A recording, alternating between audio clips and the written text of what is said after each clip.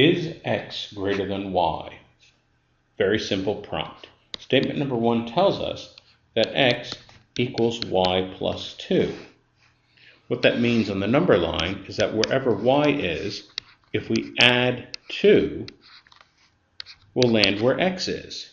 Well, here it doesn't matter whether y is positive or negative, whether x is positive or negative. We always know that x will be to the right of y. And so that means that regardless of what signs they have, x is greater than y.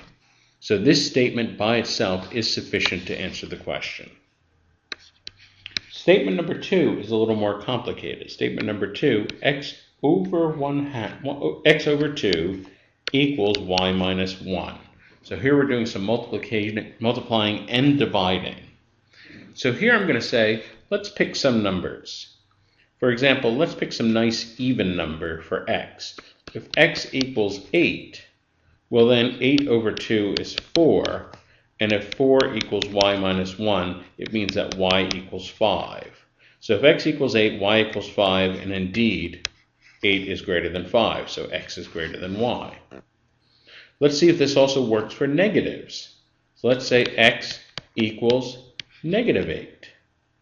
Well, negative 8 over 2 is negative 4. And if negative 4 equals y minus 1, it means that y equals negative 3. Well, this is interesting because now negative 8 is more negative than negative 3. It is less than negative 3. And so this means that x would be less than y. So in other words, with statement number 2, it's possible to pick some numbers where x is greater than y and other numbers where x is less than y. So statement number 2 does not allow us to distinguish enough to answer the question definitively. So statement number 2 is insufficient, 1 is sufficient, and the total answer is A.